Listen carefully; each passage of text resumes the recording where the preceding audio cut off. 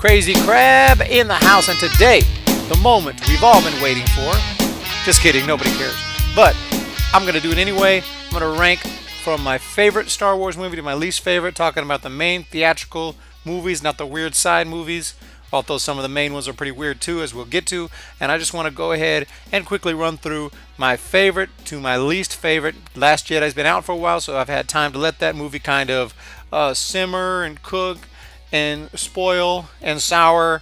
Today, let's go ahead and make the rankings for Crazy Crab, and we're going to start with number 1.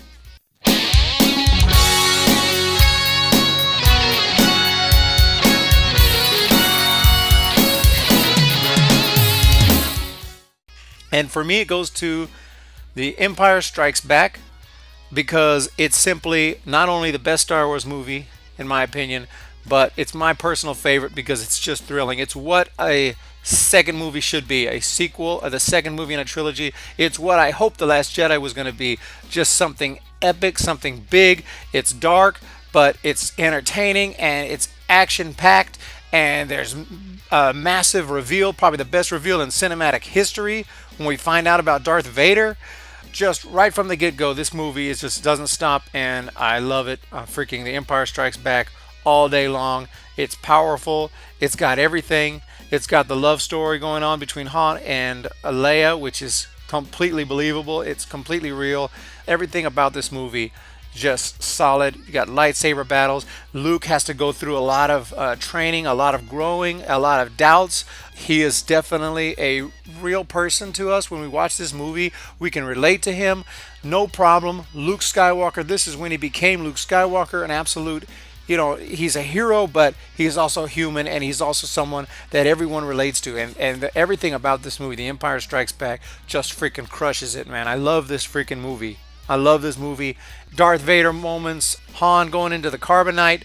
I mean, and it leaves off like, oh my gosh, I can't wait for the next one. I mean, I'm not saying I watched it when it came out in theaters in '83. I was too young, but I can imagine people who went to that theater in 1980 to watch that movie.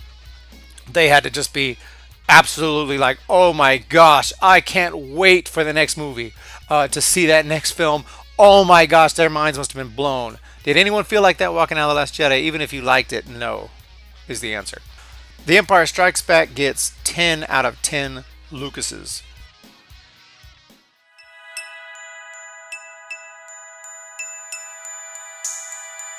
Okay, so next on the list I have A New Hope, and that movie I could watch all day.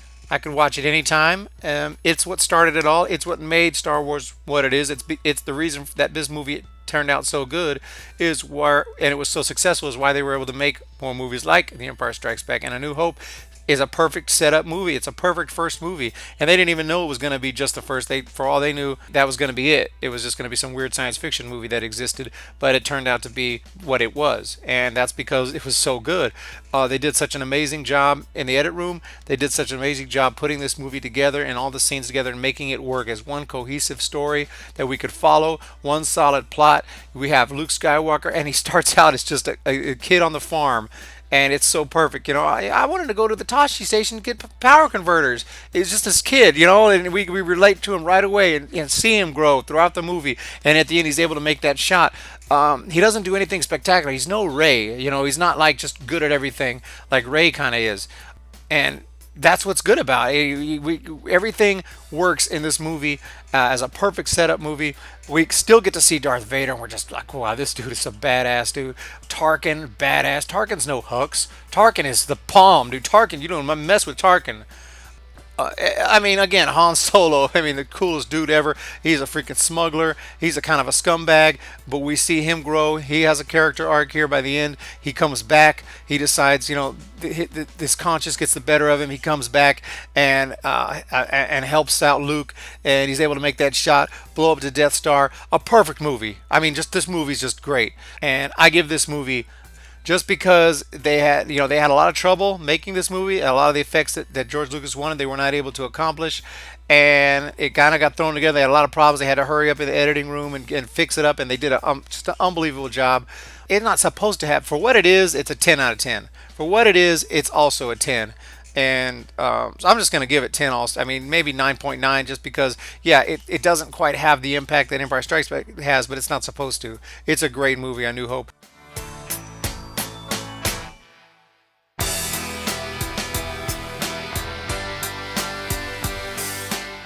Okay, so Return of the Jedi comes next, and I didn't really want to bunch the three originals together like this and just put them at the top, but this is just how I feel. This is just my true opinion, and I didn't want to just change it just for the sake of not having the three bunched together when they truly belong together, in my opinion. These are the three best movies. These are the three best Star Wars movies. The Return of the Jedi did take a little bit. I mean, it's not quite as good, but still, the end, the scene with Luke and the Emperor when he faces up against he faces his father, he takes him to see the Emperor. This whole scene is just absolute classic. The lightning, he's getting taken down. Vader throw. Oh my gosh, this thing is so emotional. And when he takes off, just help me take this mask off. The whole scene there is freaking just amazing. And of course, the movie leading up to it is all great. Not as good as the others. A lot of people don't love the Ewoks. Yeah, the Ewoks obviously to sell toys. It was the first time, like, absolutely obvious that there's some characters here to sell toys, but at least they made them part of the story. They made them part of the plot. They were an extremely important part of the plot. It wasn't obvious that, oh, these were here to sell toys. I never noticed it when I first watched it. I mean, I was a youngster, but you don't notice that till later. Someone brings it up. He said, "Oh yeah, that kind of probably was a little marketing thing there," but you don't notice it watching it the first time. I didn't anyway. It's not so obvious because they are an important part of the story. They're an important part of the plot, and that's who lives on Endor. That's who lives there, and they are pretty good fighters. They're good at finding ways to defend themselves, and they help out the rebels, and they're there for a purpose. They made them part of the plot. They didn't just throw them in there, and we don't know why. So, Return of the Jedi, really great movie. It's a lot of people's favorite. I'm going to give this one 9 out of 10 Lucas's. And we'll move on to number 4. And number 4, next, in my opinion, is going to be Rogue One. I know a lot of people are going to be mad at me for putting it so high. I know it's a Disney movie. I know it's Kathleen Kennedy era, but I got to be honest, it's just my next favorite. It's the one I'd rather watch. You say, oh, it's just because it's an original trilogy type movie. It takes place at the same time. It's got Darth Vader. It's got Tarkin. That's why you're just an original trilogy whore. Maybe so, but at the same time, I feel like it's the best movie, next best movie of the remaining movies. It has a plot that's easy to follow. It's fun. I love the characters. I don't care, their arcs are not the best. Their character arcs are not the best. You don't have time to put character arcs for like a whole band of 5 or 6 guys and girls and give them all big character arcs. It just is not time. This is one movie. This is not a trilogy.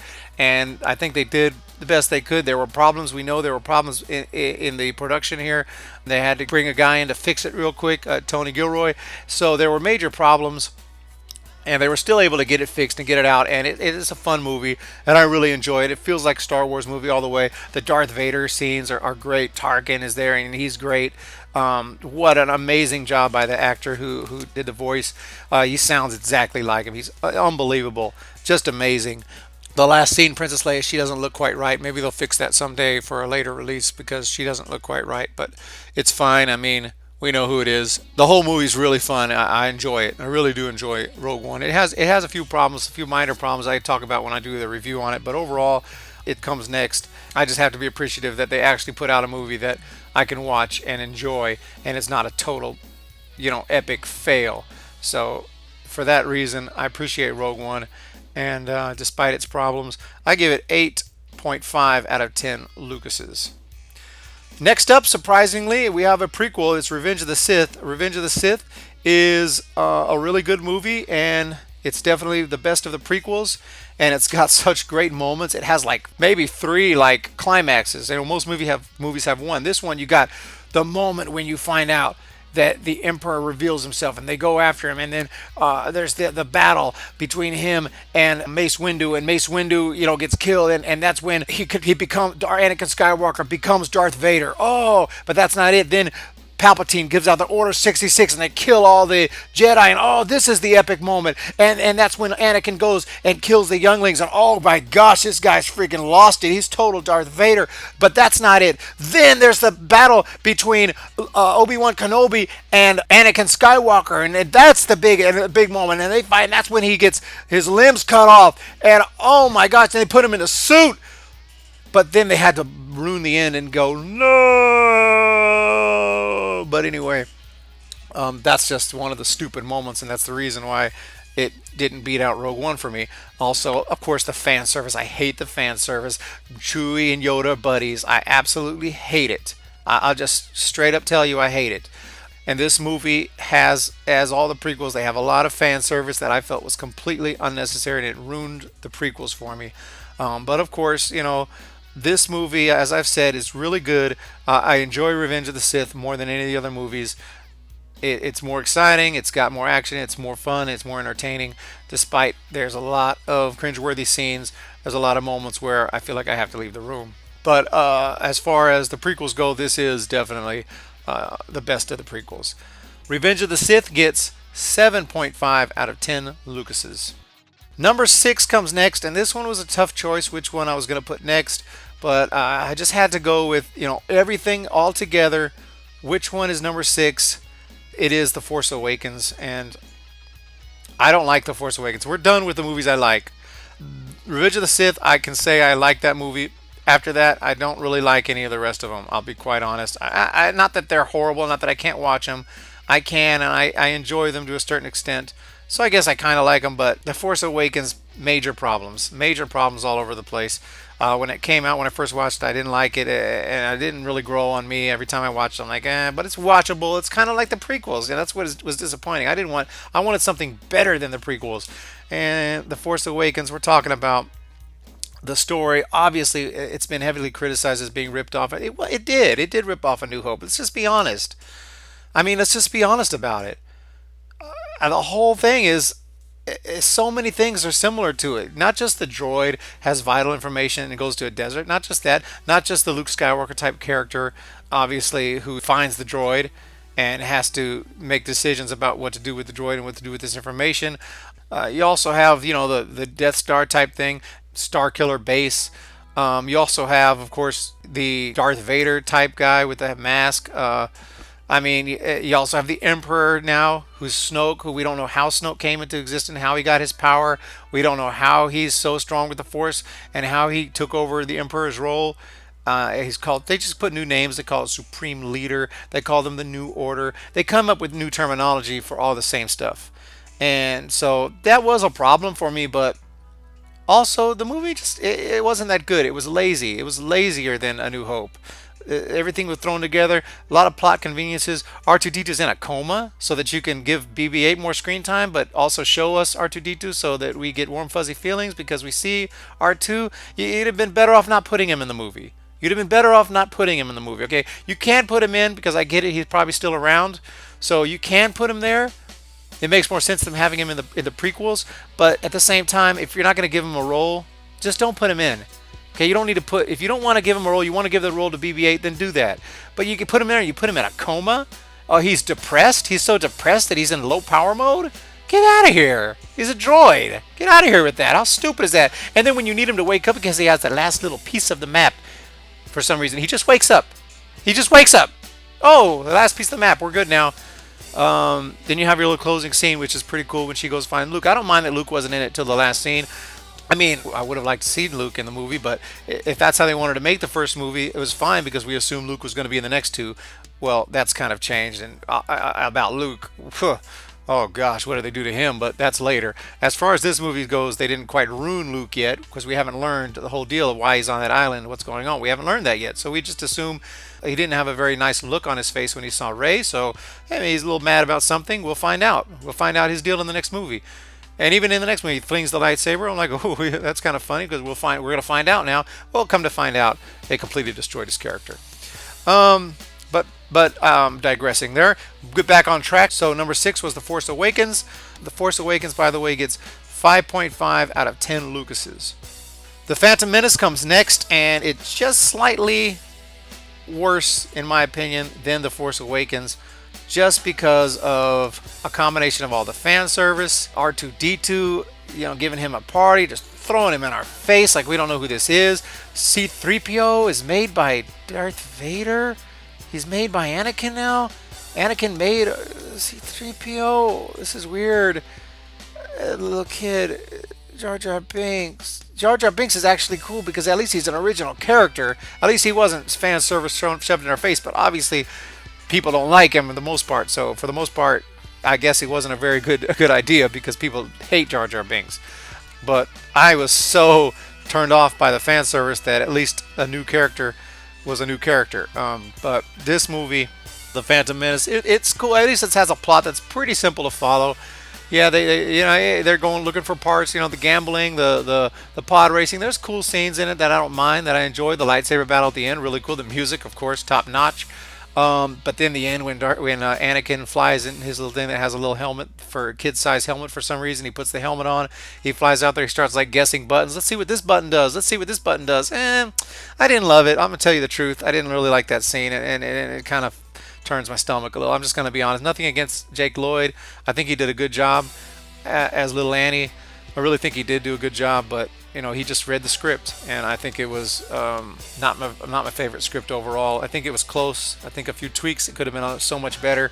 But as this movie is, The Phantom Menace, I give it 5 out of 10 Lucases. Falls just under the Force Awakens, and we only have two more.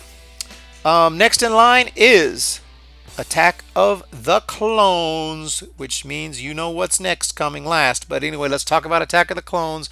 Let me give it its rating first. I do give it 3 out of 10 Lucases.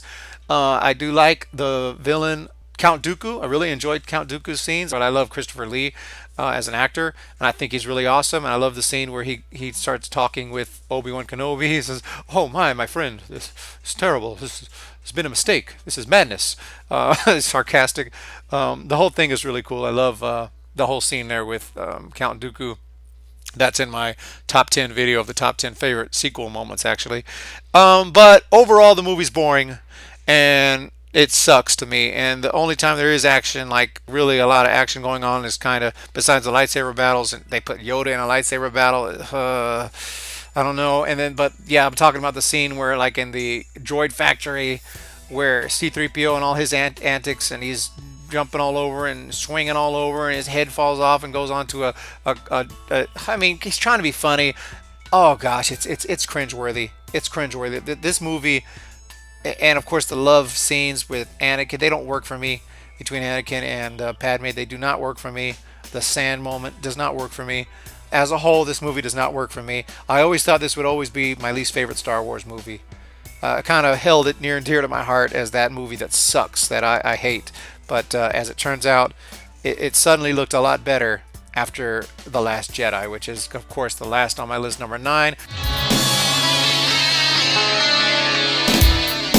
I give it 2 out of 10 Lucases, only because there are a couple scenes I do enjoy, but for the majority of it, majority of the movie is trash. I've kind of come to hate it, even though when I first watched it, I said I don't hate it, but I don't love it. I wasn't really sure how I felt about it. There was a lot of confusion and mixed emotions. I'm going to make a video on that because I've noticed a lot of people, their opinions have gone down on this movie. Their opinions on the movie have lowered. They feel the movie has soured since they've watched it. That seems to be the typical reaction, because when we first go watch the movie, we're really pumped up for it. The trailers really looked good. There was no reason to think it was going to be a trash movie. There was no reason to think it was going to be this bad, and it was. And it was a total failure from all fronts, from every aspect you could think of. Plot sucks. Political agenda all over the place. 100 times worse than any of the other movies that they put out. Just bad. Lazy screenwriting. Dialogue, not good. Sensical, not at all. Cringeworthy, all over the place. Yeah, I mean, it's just so bad. So bad. I mean, yeah, the R2 and Luke scene, when they talk, yeah, there's a few moments that are really nice, but a 2.5 hour movie and you can pick out 5-10 minutes that are cool. That's not a good movie at all. That's a trash movie. I can find 5 or 10 minutes that I enjoy in almost any movie. It's bad. Also, keep in mind, I mean, yeah, visuals are nice. Special effects are amazing, all that stuff. And there's a couple of moments maybe I chuckled. Maybe a couple of jokes worked out of the 50 of them. So, that's why it doesn't get a 1. I mean, I give it a 2, but You could give it a 1 or a 0, and I certainly won't be mad at you. It's a piece of trash movie, and it's last on my list. So The Last Jedi is definitely last. And that's my list right there. That's my rankings. So really quick, number 1, Empire Strikes Back. Number 2, A New Hope. Number 3, Return of the Jedi. Number 4, Rogue One. Number 5, Revenge of the Sith. Number 6, The Force Awakens. Number 7, The Phantom Menace. Number 8, Attack of the Clones. Number 9, The Last Jedi. So thanks for joining me, guys. Go ahead and let me know your rankings. They probably won't be the same as mine. And if you think mine are horrible, please feel free to let me know that they're horrible and why they're horrible. This is just my personal, opinion on how I enjoy the movies from a personal standpoint, and that's how I feel about it right now. There'll be a new ranking. We'll stick in Solo somewhere in there. Solo could go anywhere. It could be the new number 10, the new worst one ever. Hey, it could be up there with the originals if it's really good. I don't really know. I highly doubt it, but you just never know. So we'll wait and see where Solo falls. If I had to guess, it probably falls in there, down around somewhere above The Last Jedi, but below Revenge of the Sith. Somewhere in there probably is where it's going to go. But I don't want to judge before seeing it, so we'll wait and find out when it comes out. And I've had some time to let that digest. We'll have a new rankings. Everyone, let us know your rankings. We want to see. Everyone wants to know how everyone feels, and go ahead and throw them out there. So thanks for joining me. Y'all have a great day. More videos coming soon. Please subscribe and like. See you later. Bye bye.